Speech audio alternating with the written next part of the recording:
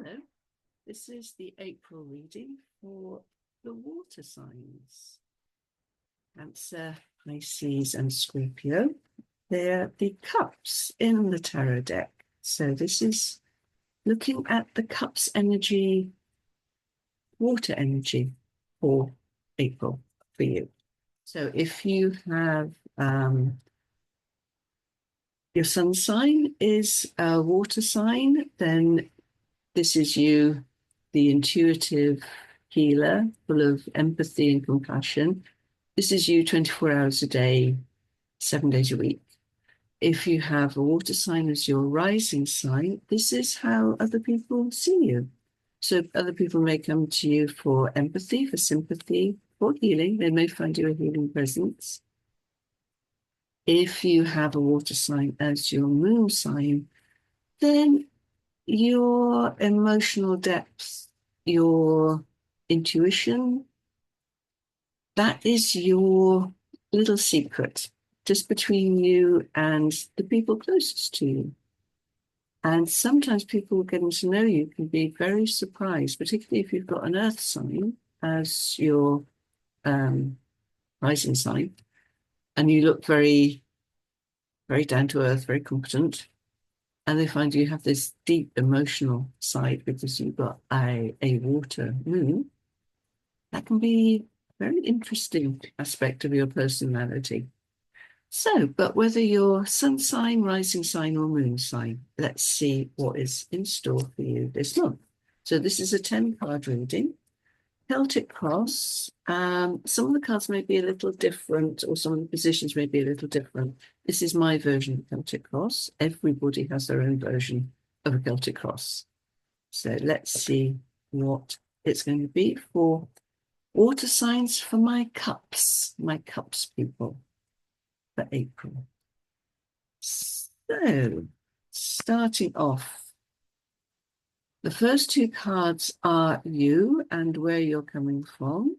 So, so cups people, water signs, we have the King of Cups and the Queen of Cups. So you are in your full regal glory this month. Be as water sign as you want to be, but be it responsibly in an adult way. The King and the Queen are the adult versions of the signs. So be empathic, be healing, be intuitive, be kind, wise, gentle, and emotional. Be the king, be the queen. The king makes sure everything happens well, makes sure everyone's looked after. The queen does the same thing, but in a more nurturing way. So the king makes sure that everyone is happy in a more practical way. The queen makes sure that everyone has enough cuddles, basically, and feels happy. So this is you. So be in your water sign this month.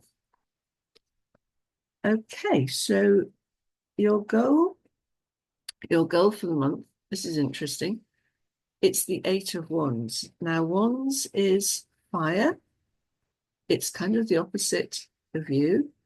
But the Eight of Wands for you is about new ideas, new openings, new beginnings, new dreams. Your cups, you have dreams.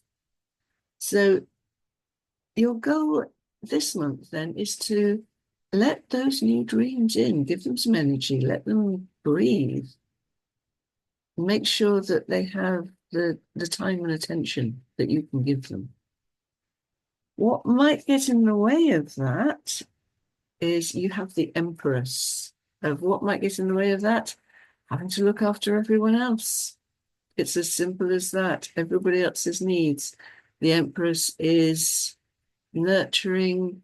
She's very cups herself. She's a very, very watery. She's water and earth. But she's very creative, very fertile. But the Empress in this position, what gets in the way? It is quite simply looking after everyone else instead of looking after yourself. You can do both. It is not one or the other. You can do both.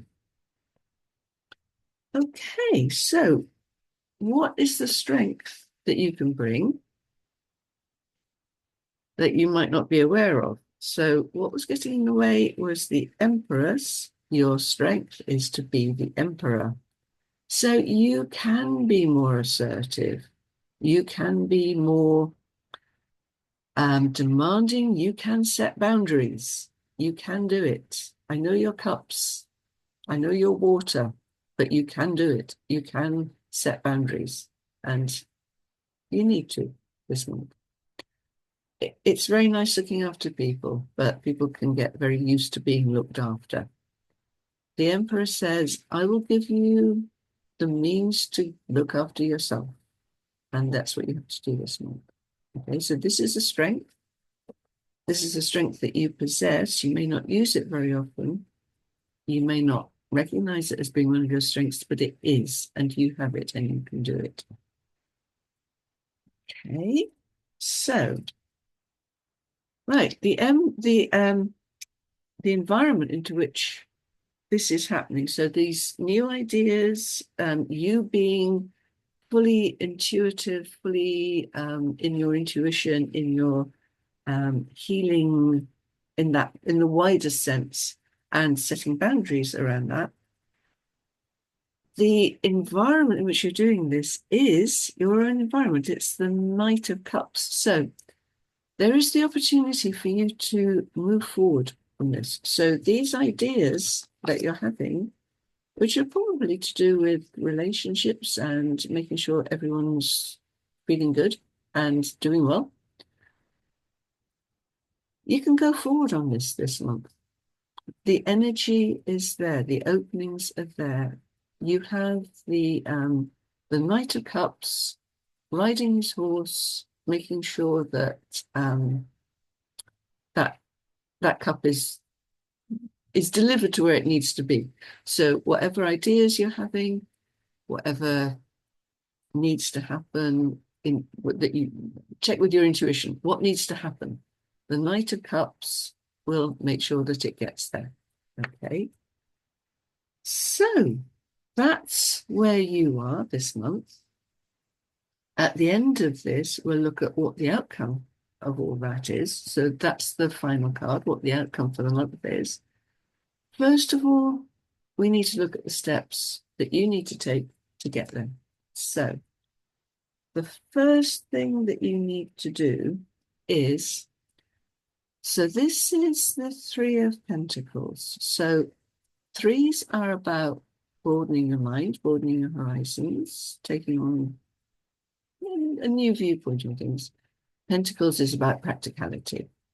And this card is especially about forming alliances with people who are practical and grounded. So your cups, you are water. Forming alliances with people it's in your DNA. Form alliances with people who are grounded and practical and can get things going. So strengthen any of those connections that you have in your life already so that you can build something. They can help you with the practicalities of building what you want to build. But you need to get them on board. You need to get them on your side. You need to involve them in your dream. Okay. Once you've done that, you can start taking action. I always think this looks a bit violent. It's fives are action, and wands, this is the Five of Wands. Wands are about energy and passion. So don't be afraid to get passionate about things. Don't be afraid to get motivated. Don't be afraid to share that. Cups, water signs are very good at sharing. Share your energy, share your passion, share your actions. Tell people what you're doing, what you want to do, what you are doing. Okay. What you need to keep doing. So this is the Five of Cups.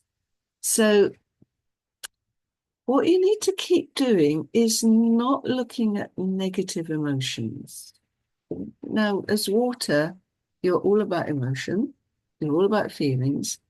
It can be very easy to get bogged down in the negative ones. If things go a little bit off kilter, it can be easy to just dwell on that. So instead of looking at the three cups, the three things that have gone wrong, look at the two, turn around, look at the two things that are going right. And you've got all this lovely, fertile flowing water. This is your sign, water. You can be in your element. Just turn around and look at what's going well instead of dwelling on what's not going well. That's not to say that lots of things are going to are not going to go well, but it is tempting to just just pick on what's not as rewarding as the other things and wonder, well, what's going wrong? It's not 100% good. What's going wrong? It's 99% good. Focus on that.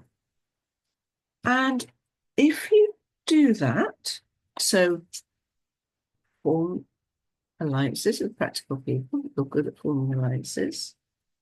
Share your passion, share your dreams, share your activities. Keep looking at the positive. Don't look at the negative. It's tempting, but don't do it. The outcome is your Knight of Cups becomes the Knight of Wands. So you get even more energy. So things start moving. Things will move anyway. But if you take those steps, the outcome is that you can saddle up the Knight of Wands. The Knight of Wands is fiery, passionate, strong. You can inject that energy, that passion, that strength into what you're doing. And you'll have a strong foundation on which to do that. It will carry you a long way. So, looking at the cards overall, your main cards, you have the Emperor and the Empress. These are these can be opposing cards. In this case, they're not so much opposing as you have to draw boundaries.